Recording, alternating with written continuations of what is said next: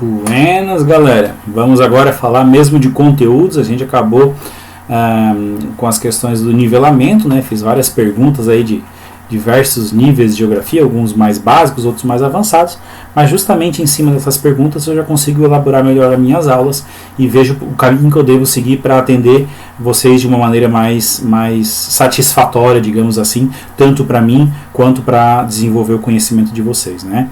Esse é um daqueles momentos que eu olho agora e vocês vão escutar, porque vocês não vão escutar as outras gravações, né? Essa é a 5ª vez que eu estou gravando essa mesma aula. Vários problemas tive hoje na gravação, só para exemplificar para vocês como é que hoje, por exemplo, uma aula que vai ter provavelmente uns 20, 22 minutos, ela demora muito tempo para ser gravada e hoje é a 5ª vez que eu estou gravando essa aula. Uma hora não pegou o áudio, uma hora o botão travou, uma hora deu um barulhão aqui que atrapalhou toda a gravação, teve uma, a última mesmo que eu estava gravando agora por último, no finalzinho da gravação, voou um negócio aqui da cortina no meio e atrapalhou. Tanto é que agora também tive que readaptar todo aqui o estúdiozinho que eu tenho aqui em casa, que assim digamos, porque de noite, para gravar a aula à noite, é mais complicado, porque o sistema de Chrome Key aqui, com as telas verdes que estão aqui atrás de mim, claro que vocês agora não estão vendo, a iluminação noturna de uma lâmpada só aqui no quarto ela não é o suficiente, então tem que trazer mais 2 lâmpadas para conseguir focar bem, para deixar todo o ambiente com o mesmo tom de luminosidade em todo o ambiente para ele poder funcionar. É cansativo, mas aqui estamos nós, né? Vamos começar então, gente. Bom, agora a gente vai falar então de conceitos geográficos, né? Quando a gente usa a palavra conceito geográfico, a gente está falando, obviamente, daquilo que se norteia dentro da geografia, os objetos de estudo desta disciplina. Claro, antes de mais nada, é muito bom a gente saber o que é um conceito. Qual é o conceito de conceito? Que doido, né? Então, conceito aqui, ó, por extensão, como diz aqui naquilo que eu encontrei na internet, faculdade intelectiva e cognoscitiva do ser humano, mente, espírito, pensamento, né? Ou seja, um conceito que eu tenho sobre aquilo, ok? O que eu penso sobre aquilo. Mas a compreensão de alguém, de uma palavra, noção, percepção, ideia. Então, na verdade, o que a gente não pode fazer é que a gente tem que definir um conceito que seja o mesmo para todos. Eu não posso debater um assunto em que o meu conceito é um e o de outra pessoa é outro. Quando a gente está falando em geografia, em algumas disciplinas, dependendo daquilo que a gente fala, a gente não pode debater conceitos. Por exemplo, eu digo, já até dei esse exemplo para vocês ali no nivelamento, falei para vocês assim, o diamante é o elemento mais duro do mundo, né? Sempre falo do mundo, tem que falar do mundo. Igual a propaganda do carro, né? Só que aquele carro não é o melhor carro do mundo, não tem a maior tecnologia do mundo, não, é mentira. Tá bom? Mas olha só, o diamante é o elemento mais duro do mundo. Mas se tu vir com o martelo e bater em cima dele, se estilhaça. Sim, tá certo. Porque qual é o conceito de dureza? Né? O conceito de dureza, como eu já falei para vocês numa aula anterior, é a propriedade que um mineral tem de riscar o outro. Se um minério consegue riscar o outro, ele é mais duro do que o outro. Ou seja, o diamante ele consegue riscar todos os outros minérios, mas os outros minérios não conseguem riscar ele, a não ser um outro diamante. Por quê? Porque o conceito de dureza é um e o conceito de tenacidade, que é esse das moléculas conseguirem ficar agrupadas de uma maneira bem mais forte, que eu posso bater e não estilhaçar, é um outro conceito, é o conceito de tenacidade. Certo? Então olha só como é importante a gente saber os conceitos para não dar esses conflitos de ideia na hora de uma discussão, dependendo daquilo que a gente vai questionar, ok? Até mesmo na própria geografia a gente pode dar já aqui um outro exemplo, a altura e a altitude. Tem gente que fala, qual é a tua altitude? Gente, não é fácil responder a altitude quando alguém te pergunta. É bom tu ter um aparelho chamado DGPS, né, que é o Differential Global Position System, que ele consegue então fazer um cálculo de acordo com a distância do satélite que está em cima de você, do ponto que você está, saber qual é a sua altura em relação ao nível médio do mar. Entenderam? Não entenderam? Então vamos fazer o seguinte, eu estou aqui em Araranguá, né? De repente uma pessoa chega e me pergunta, qual é a sua altitude? Aí eu pego esse aparelho, a minha altitude é 32 metros. O que é isso? Quer dizer que eu estou 32 metros acima do nível médio do mar. O que é o nível médio do mar? Onde o mar se encontra nos dias de hoje, a altura média, né? Porque ele tem a maré alta e a maré baixa, ou seja, a altura média entre as marés alta e maré baixa significa a altitude. Nossa, a cadeira está fazendo um monte de barulho aqui agora. Só falta eu ter que regravar essa aula. Não vou regravar não, é a última vez. Tá? A altitude, né? A altitude, então, ela se refere à altura em relação ao nível médio do mar. E a altura se refere ao chão que eu estou. Então, se uma pessoa chegar e perguntar para mim, professor, qual que é a sua altura? Eu falo, ó, eu tenho em relação ao chão que eu estou, 1,95 m. Certo? Então, só para a gente colocar isso aí em prática, aí, porque a gente vai falar dos conceitos da nossa geografia, né? A própria palavra geografia, a sua etimologia, ou seja, a origem da sua palavra, vem do grego, né? Onde geo significa terra. Se eu escrever terra com T maiúsculo, eu estou me referindo ao nosso planeta. E graphen, né? Geographen, ou então geografia, traduzindo para o português, a palavra grafia significa descrição. Ok? Se a gente fizer aí um misto das duas palavras juntando, então, a geografia nada mais é do que uma descrição da Terra, né? Claro, gente, vai muito além disso, né? Não é só no seu sentido mais simples. A geografia é a ciência que estuda o espaço geográfico e a relação entre a sociedade e o meio. Né? É no espaço geográfico que se estabelecem as relações humanas. Olha só quantos conceitos eu tenho aqui sublinhados nessa frase. O conceito de espaço geográfico, a própria palavra espaço, sozinha, ela já é um conceito. Né? Sociedade é outro conceito, meio ambiente é outro conceito, relações humanas e assim por diante. Né? Então, na geografia, a gente tem como objeto de estudo o espaço. Certo? O espaço é uma situação muito ampla, né? Digamos assim, já é um conceito muito amplo, é difícil definir o que é um espaço. Né? O espaço é um espaço qualquer, digamos assim. Né? É no espaço que acontecem todos os fenômenos naturais humanos. Sim, mas para a gente definir melhor o que é esse espaço, que é o objeto de estudo da geografia, a gente trabalha o espaço através do conceito de 4 conceitos principais, esses que o mouse está circulando ali. Ó, o conceito de paisagem, o conceito de lugar, o conceito de território e o conceito de região. São esses 4 conceitos que a gente vai passar a ver a partir de agora para entender melhor o que é esse objeto de estudo da geografia. Se refere ao espaço. Né? O espaço em si mesmo ele pode ter 2 classificações. O espaço natural, que é aquele espaço que não tem interferência direta. Cuida muito dessa palavra. Ó. Não existe uma interferência direta do ser humano. Como assim não tem uma interferência direta? O ser humano pode interferir de forma indireta? Sim, a partir do momento que a poluição, a poluição ela pode viajar pela atmosfera e chegar até aquele lugar e provocar alguma consequência. Apesar de não ter ainda talvez algum estudo a respeito disso naquela região, ó, já estou falando a palavra região, né, já estou me referindo a um outro conceito, naquele lugar, que é um outro conceito, enfim, em diversas situações, o ser humano já pode ter interferido praticamente o planeta inteiro e não existir mais espaço natural, digamos assim. Mas o conceito de espaço natural é aquele que não tem uma interferência direta do ser humano. Né? Não existe nenhuma ação humana ainda, ou seja, ele é totalmente natural, como a própria palavra já diz. Então, a partir do momento que o ser humano surge no meio natural e começa a alterar esse meio natural, eu começo a ter então um espaço geográfico, certo? E o espaço geográfico é o principal objeto de estudo da geografia. Eu mostrei anteriormente espaço, né? Mas na verdade, para eu chegar ao espaço geográfico, eu tenho que ter o entendimento de que ali existia um espaço natural. Então eu não consigo separar um do outro. Obviamente eu tenho que ter os dois, porque eu tenho que ter a percepção do que foi alterado no espaço natural para ele se tornar um espaço geográfico, que é o espaço onde existem as relações humanas. Né? Olha aqui, ó, para que o espaço geográfico exista, antes havia no local um espaço natural. Aqui é uma imagem trabalhada, não é uma imagem real. Ninguém tem essa foto aqui, muito antiga do Rio de Janeiro, lá de 1400, 1500. Né? Ninguém tem essa foto, porque enfim, não existia câmera, né, gente? Não existia câmera nessa época. Ok? Mas enfim, aqui foi um espaço trabalhado para mostrar que existia um espaço natural e apareceu então um espaço geográfico. Quando eu falo espaço geográfico, não precisa ser só a grande concentração de população. Pode ser onde possuem estradas, onde possuem fazendas, onde possuem outros lugares com menor concentração humana, mas que sim o ser humano provocou alterações naquele espaço ali, ele deixou de ter aquelas características naturais. Então, outra vez, o objeto de estudo da geografia é o espaço, independente de ele ser natural ou geográfico. Porque para ele chegar a ser geográfico, em algum momento ele foi natural, então eu tenho que entender quais foram as alterações que aconteceram no espaço natural para ele chegar a ser um espaço geográfico. Acho que agora ficou beleza através da comparação dessas duas imagens aí.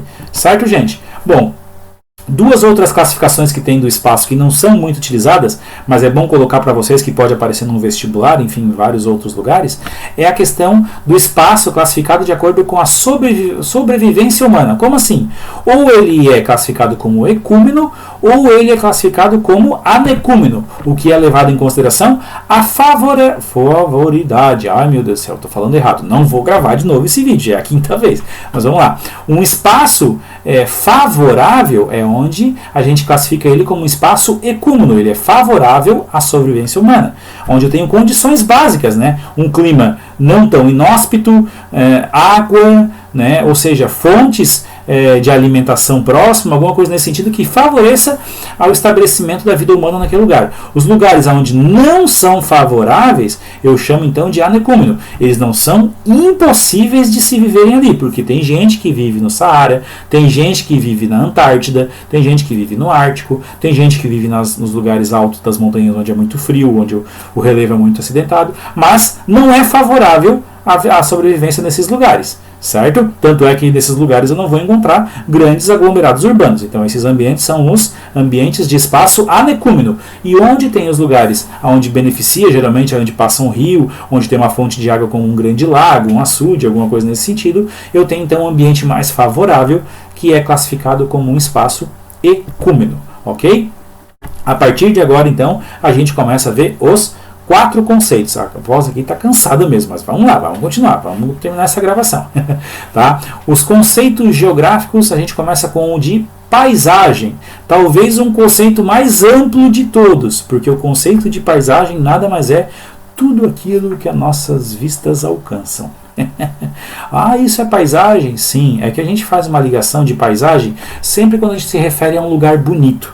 Né? Mas para pensar um pouquinho e começa a refletir que quando tu está olhando uma paisagem, tu está buscando os elementos para tu classificar aquele lugar como bonito, certo? Ah, isso aqui é uma paisagem bonita. Sim, é uma paisagem bonita. É uma paisagem natural? Vamos começar a pensar. Aqui a água eu acho que é tudo natural, mas já tem interferência humana porque foi construído um pier aqui, né?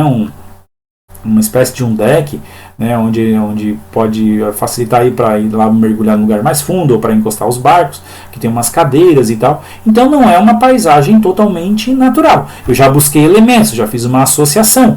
Né? Quem disse que a imagem ao lado não é uma paisagem também? Está no meu campo de visão e eu estou observando. Eu estou olhando os elementos que compõem essa paisagem. Então, no momento que eu olho para uma paisagem e começo a perceber os elementos, eu começo a ver se ele é totalmente natural, se existe uma influência cultural, se é um lugar onde já tem influência humana, né?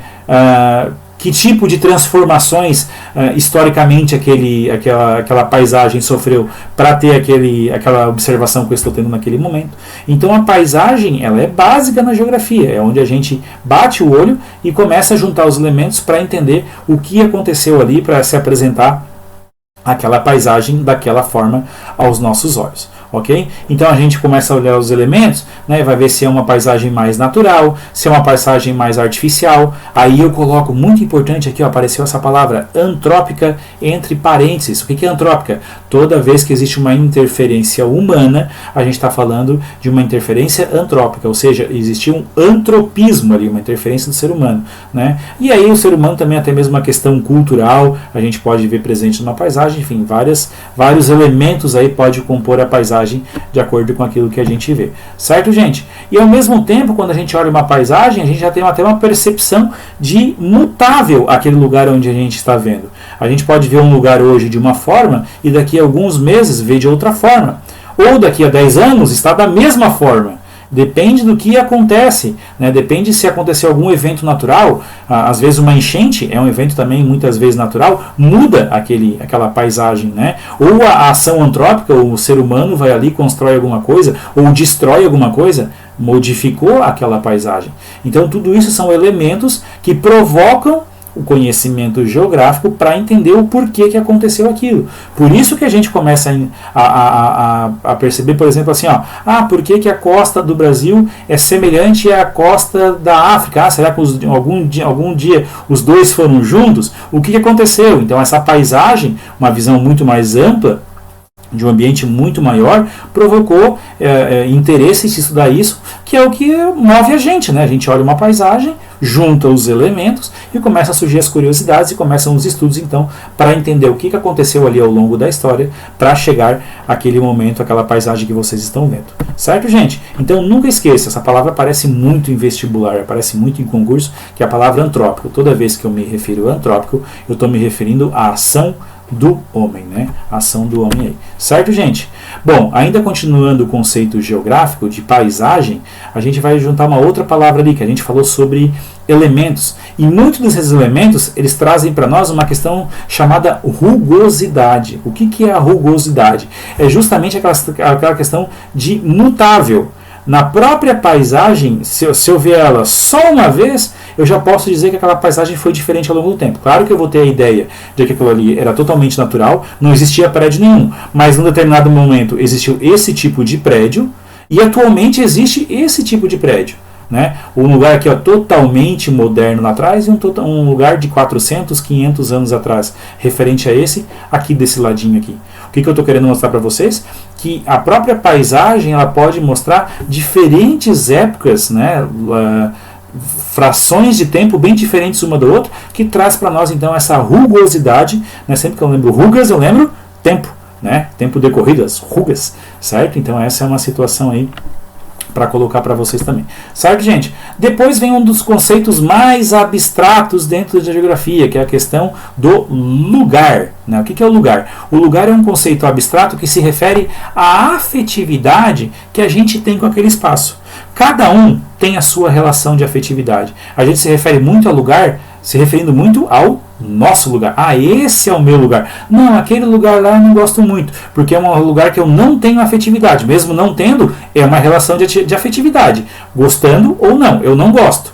Né? É uma afetividade que eu não gosto, uma afetividade que eu gosto. Pode ser que o meu lugar seja diferente do seu lugar. Né? Então por isso que ele é uma relação muito abstrata, depende de cada um, certo? Mas quando eu me refiro a lugar, eu estou me referindo lá é o lugar dos chineses, lá é o lugar dos australianos, lá é o lugar dos brasileiros. Então tem uma relação de afetividade com aquele determinado espaço. Né? O território é um dos mais fáceis de todo. Né? Por quê? Porque ele é bem delimitado mesmo. Né? Aliás, a palavra território já tem a ver com delimitação, ou seja, espaço delimitado por relações de poder. Então eu peguei aqui a imagem aqui, onde está circulando o mouse ali, aqui é o Paraguai, é o território do Paraguai. Então ele é delimitado, faz fronteira com a Argentina, com a Bolívia, com o Brasil, certo? Mas o Paraguai ele tem suas fronteiras aqui, ele está delimitado por essas fronteiras e tudo que está dentro dessas fronteiras pertence ao Paraguai, onde está circulando, que está em verde, e o Paraguai então tem total soberania sobre o seu território, ou seja, tem total relação de poder com essa parte do espaço aqui que é delimitada ao Paraguai. Né? A gente até pode usar isso aqui um pouco, não é muito correto dizer dessa maneira, mas as relações de poder, até mesmo numa ordem ambiental, digamos assim, numa ordem de biomas, né, de domínios morfoclimáticos, há uma relação, o território das araucárias, né? Por quê? Porque existe um domínio claro desse tipo de planta em grande quantidade, muito maior dela do que qualquer outra, né? Ali aqui na Planalto Serrano, que vai desde o Paraná, Santa Catarina e Rio Grande do Sul, onde se vê um domínio claro desse tipo de planta chamada araucária. Ok? Até mesmo uma fronteira que não é muito fácil de delimitar, mas tem a ver com o território. Né? O território, na verdade, quando usa a palavra território, tem muito a ver com delimitações de relações de poder. Muitas vezes ligado mesmo à questão do espaço político, né? A divisão de um município, suas fronteiras, com quais municípios ele faz fronteira e assim por diante. Isso é um território, ok? E o último conceito é o conceito de região, né? Regionalizar. criterizar, está escrito errado ali, é criterizar, né? Tá um L lá, mas é um errinho de digitação. Eu já falei para vocês, é a quinta vez que eu estou gravando a aula, agora vai. Tá bom? Criterizar. Então, como é que eu posso explicar para vocês o que seria criterizar para regionalizar? Porque para eu criar uma região, eu tenho que levar algumas coisas em relação ao critério que eu vou fazer essa divisão. Por exemplo, a região do arroz. Que critério que eu estou usando? Já está até na própria palavra, né? A região do arroz são os lugares onde mais produzem arroz. Esse é o meu critério principal. Né? Como vocês podem ver aqui nesse mapa aqui embaixo, aqui eu tenho a divisão regional do Brasil de acordo com a sua localização geográfica. Se a gente imaginar a Roça dos Ventos, aqui eu vou ter a região norte, de acordo com a Roça dos Ventos, o norte para cima, aqui para esse lado mais esquerdo superior aqui, o nordeste da Roça dos Ventos, região nordeste, região sudeste, né, região sul, e o centro-oeste aqui que foge um pouquinho, mas na verdade é porque ele está no centro do país. Até mesmo a cidade de Brasília foi criada na década de 60 para centralizar o poder, né, no sentido territorial do nosso país, para ele ficar equidistante na parte mais central do nosso país, certo? Então aqui ele está na parte central, como está mais a oeste, como já tem a parte leste para cá, então por isso que ficou o nome Centro-Oeste. Então essa é a divisão regional do Brasil, do Instituto Brasileiro de Geografia e Estatística, do IBGE, que é a divisão mais usada, né? A gente, quando olha até a previsão do tempo, é esse tipo de mapa aqui que aparece para a gente, classificando o Brasil em 5 regiões. Mas existe uma outra divisão do Brasil, não é muito conhecida, talvez vocês já tenham visto ao longo do ensino fundamental de vocês nas escolas que vocês estudaram, que é a divisão geoeconômica, que divide o Brasil então em 3 macro-regiões. E olha só, qual será que é o critério aqui?